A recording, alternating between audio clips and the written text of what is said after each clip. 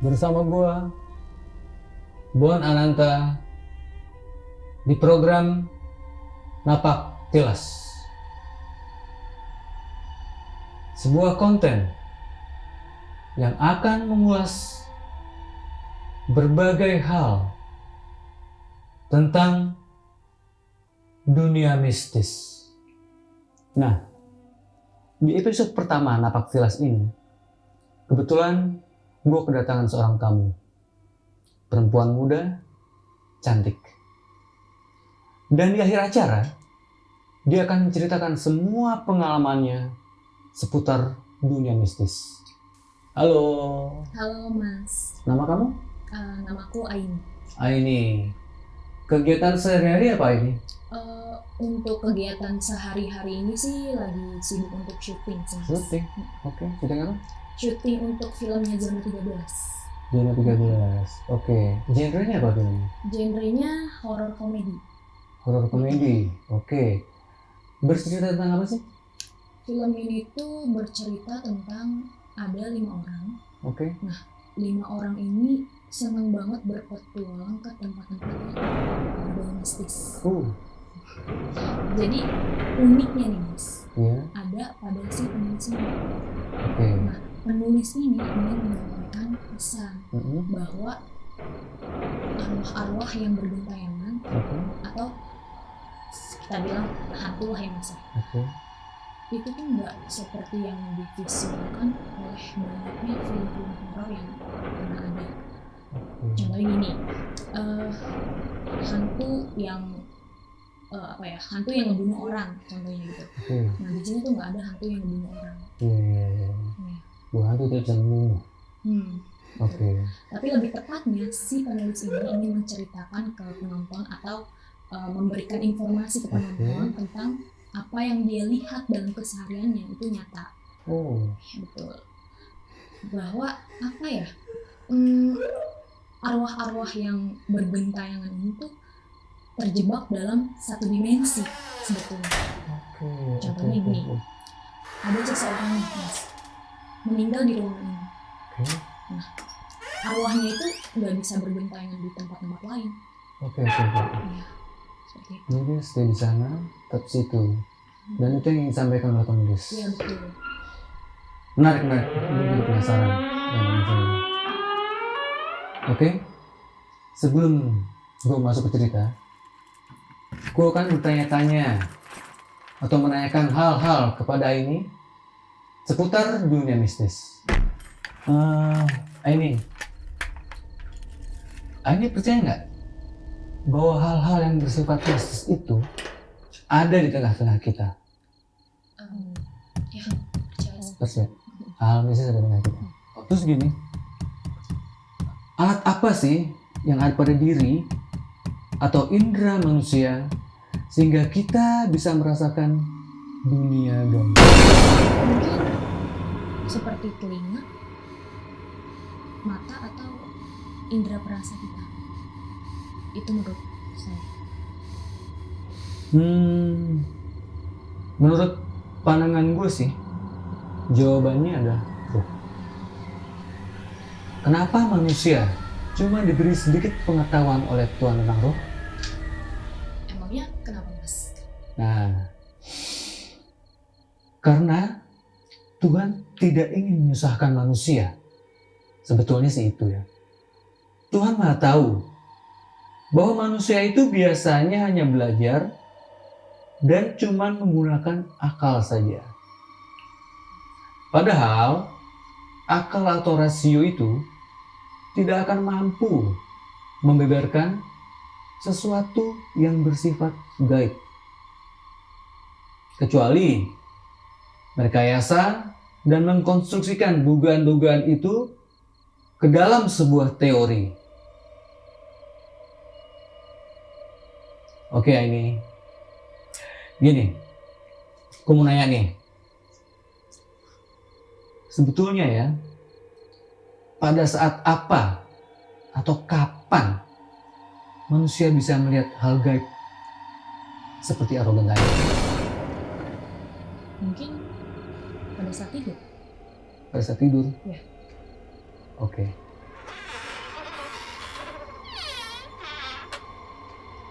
Ada 3 hal yang membuat orang awam bisa melihat arwah-arwah gentayangan di sekitar mereka. 1. Ketika kita sedang ada di ambang batas ketakutan yang tinggi. 2. Microsleep. Misalnya pada saat-saat menjelang tidur. 3. Mirror effect. Contohnya pada saat kita sedang bercermin. Nah ini, Ya mas. sebelum lo nanti bercerita tentang pengalaman lo di dunia mistis, tentang dunia mistis ya, boleh gue cerita tentang pengalaman gue Boleh banget. tentang dunia mistis juga. Oke. Jadi kejadian ini gue alami kira-kira 5 tahunan yang lalu. 5 tahunan yang lalu kalau nggak salah. Gue konvoy sama anak-anak motor itu jam 3 pagi kalau nggak salah. Jam 3 pagian lah. Pulang konvoy, gue berada di jalan paling depan sama motor gue. Ngebut di daerah Sudirman, Daerah Sudirman. HI.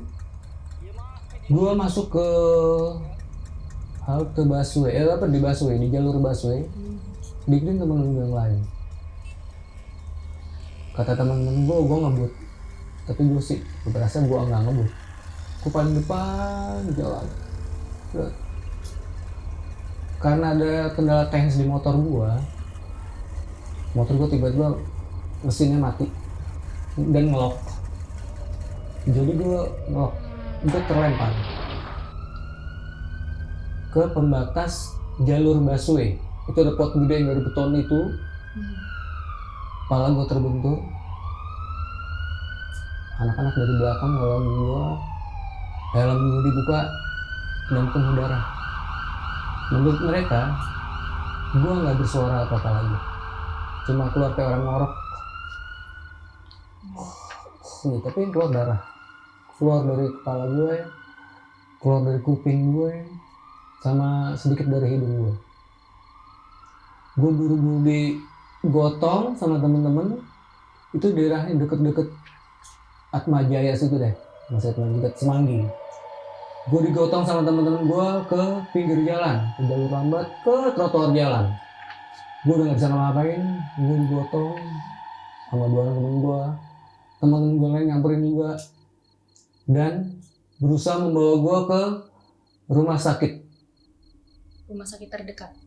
Ya pokoknya udah gak terpikir lah. Pokoknya saat itu gue harus dibawa entah naik apa. Tiba-tiba temen gue nyotop taksi kan. Taksi stop. Begitu supir taksinya tahu gue yang dibawa ada orang kecelakaan, dia nggak jadi, langsung kabur lagi. Beberapa taksi melakukan hal yang sama. Temen gue marah semua temen gue. Kata-kata yang supir taksi, segala ungkapan nggak benar deh. Di tempat-tempat gitu tiba-tiba sambil marah-marah ke taksi yang itu sebelumnya itu, ada taksi ngelakson. Kacanya dibuka, supir taksinya bilang dari dalam taksi, naikin. Temen gue nggak berpikir panjang, masukin gue ke taksi. Gue di belakang tuh dibopong 2 orang, gue nggak sadar sama sekali. Terus gue dibawa ke rumah sakit. Ternyata sampai di rumah sakit Pertamina.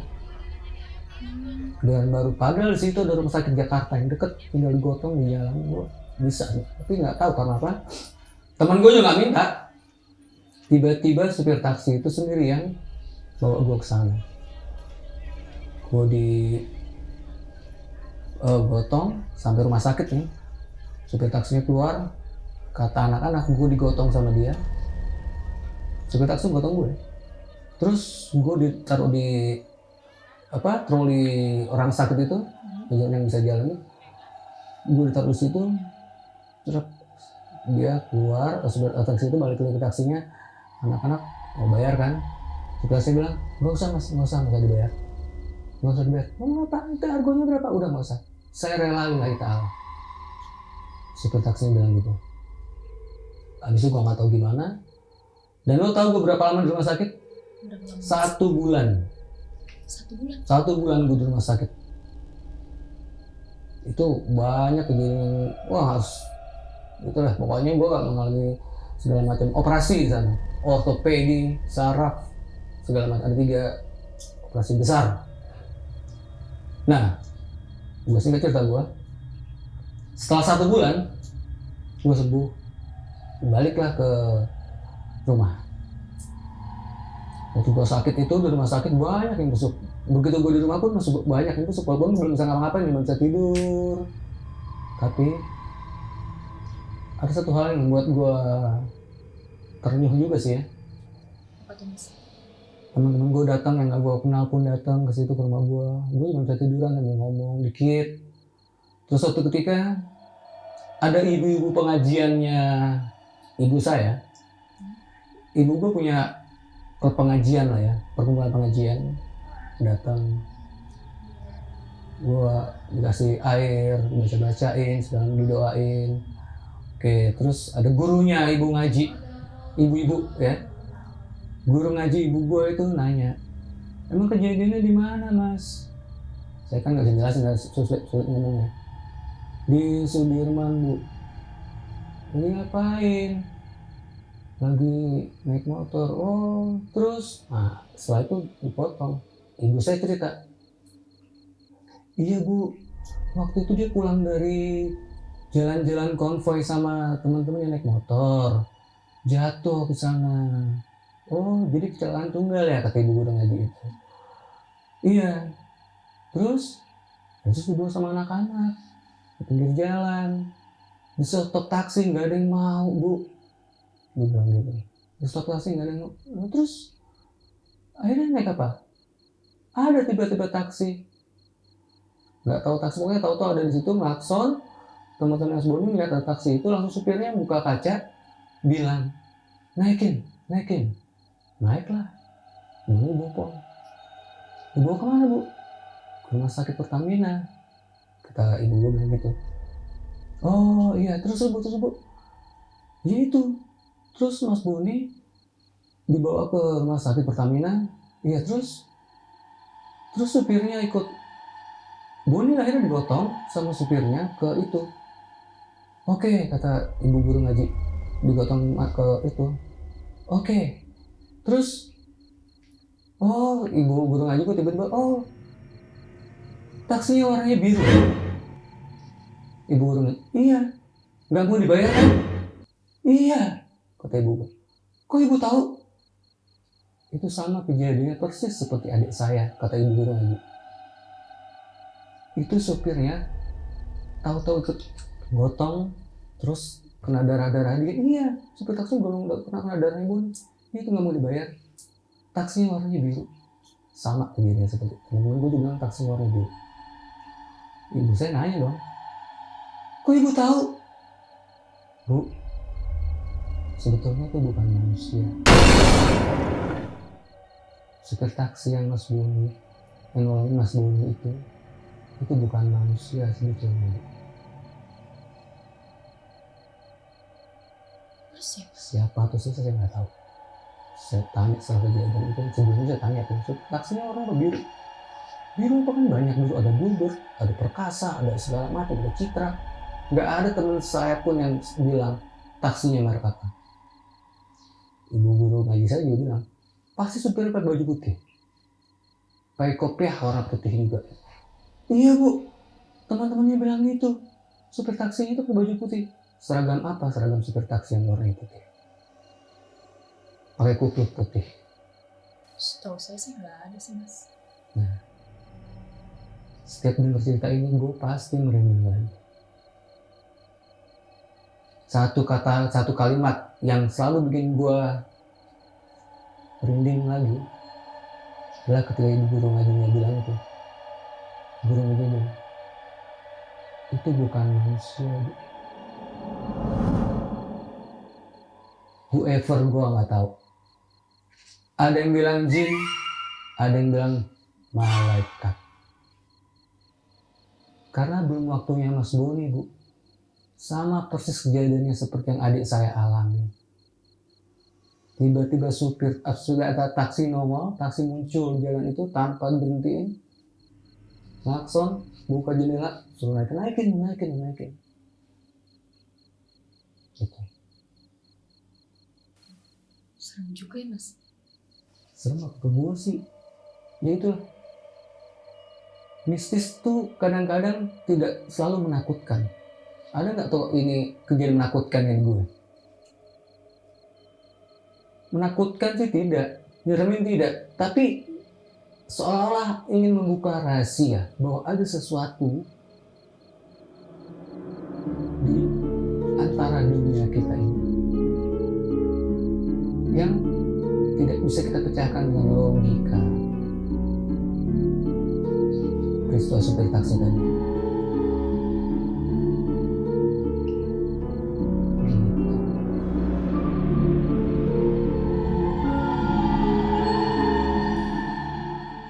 Jadi gini Mas, mungkin Masnya sendiri nggak bakalan asing sama kata-kata yang rep-repan atau ketindihan. Nah, pasti banyak yang ngalamin hal tersebut. Nah, apalagi di Aini Mas. Di Aini ini sering banget ngalamin hal-hal yang seperti ini.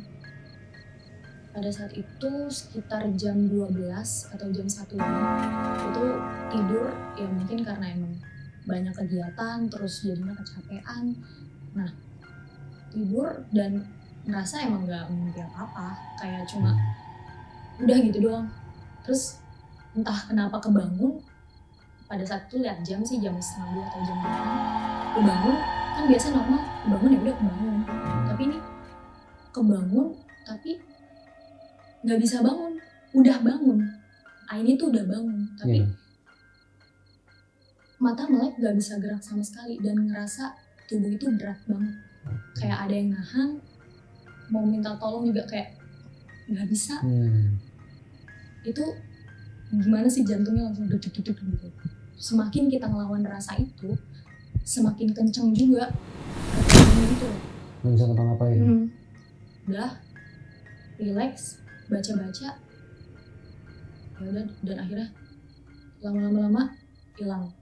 Kebangun dong, bangun. Itu belum selesai Mas, ada lagi. Udah kan, udah selesai, minum lah. Mungkin karena ini apa sih gitu kan. Tidur lagi. Setelah itu udah tidur lagi, baca-baca doa.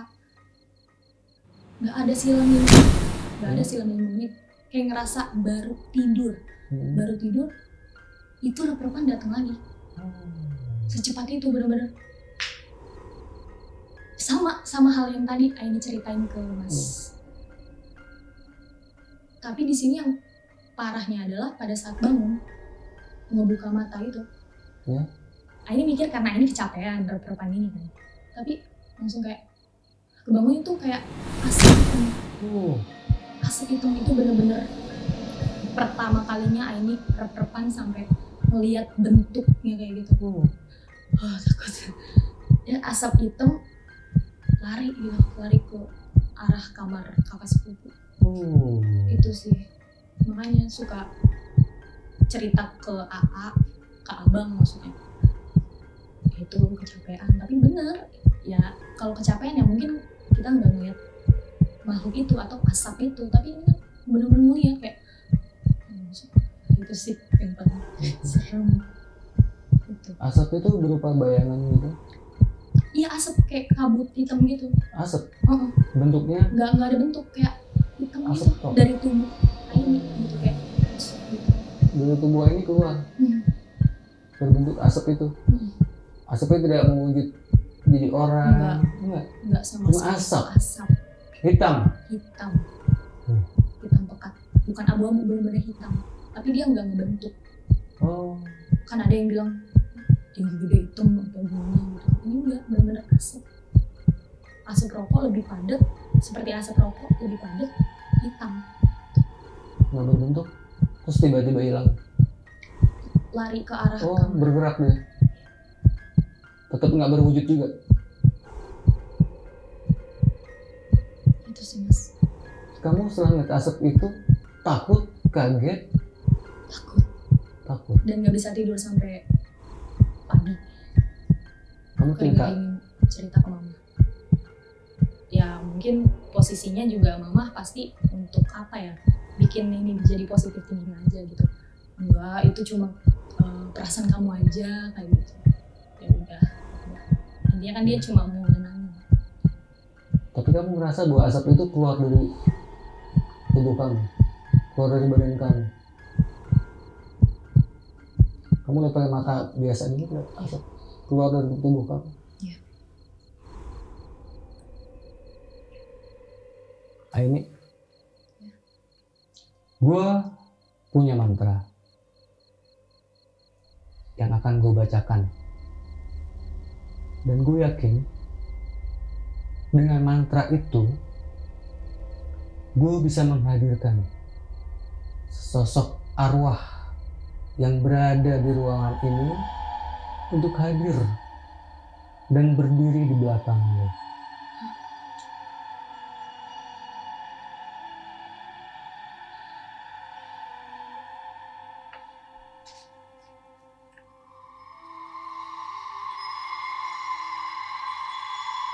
Pungkasane wengi, roh penasaran teko lan ngadeg ing sandinge.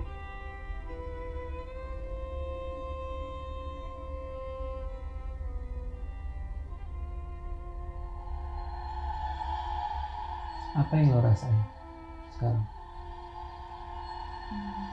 Sedikit tegang. Tegang. Karena mantra tadi.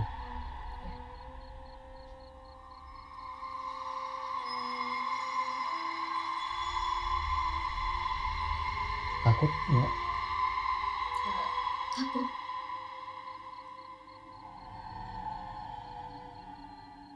Penasaran?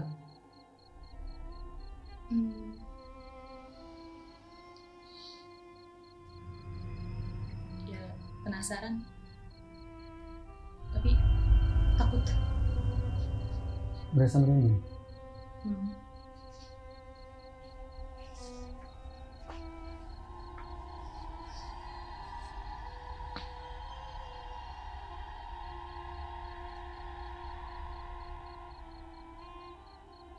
Bulu kuduk normal?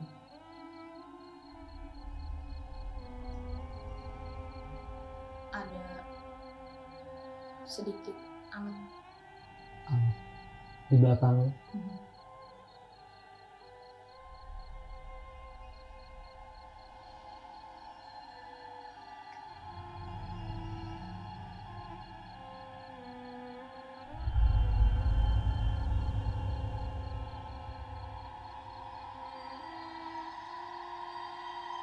Oke.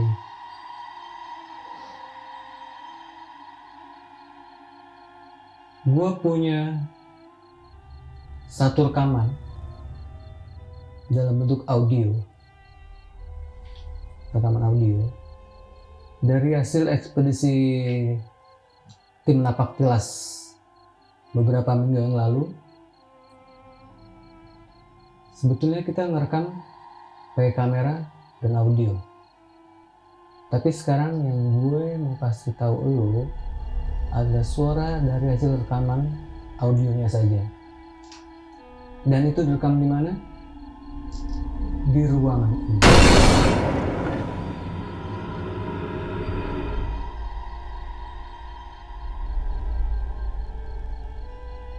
Gua dan tim sudah mencoba rekaman itu dan mendengarkan. Dan gue yakin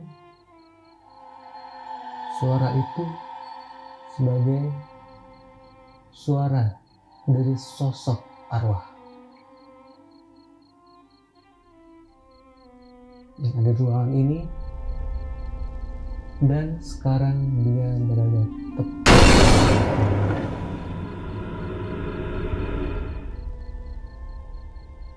Kenapa dia ada?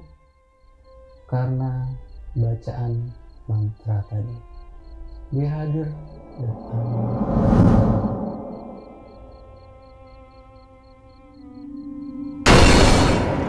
di belakang.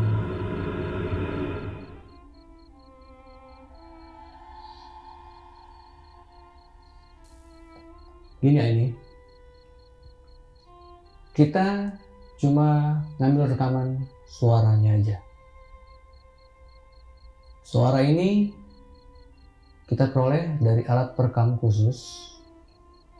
Alat perekam itu mampu menangkap suara-suara yang tidak bisa didengar oleh telinga normal manusia. Resonansinya beda. Oke, siap mau dengerin? Siap mas. Siap nggak siap? Yuk kita dengerin. Harus siap. Pakai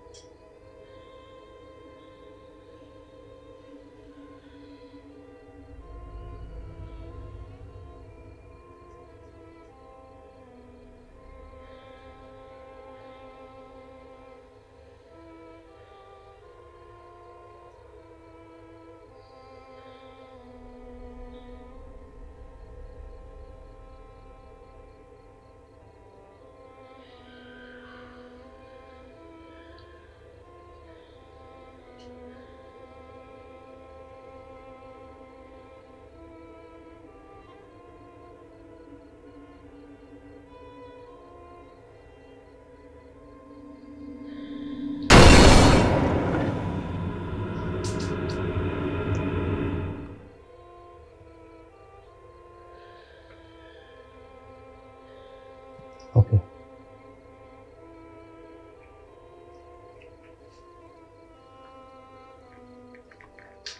Oke.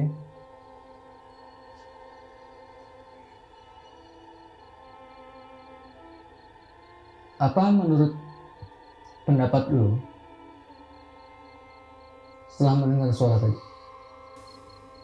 Ada cewek nangis. Mungkin nangisnya itu kayak penyiksaan bukan sih? Karena Saya nggak tahu. ya yang bisa saya dengar itu suara tangisnya. Saya tahu. Apa menurut lu itu nyata? Ya percaya nggak percaya sih. Atau lu berpikir bahwa itu rekayasa? Bisa jadi.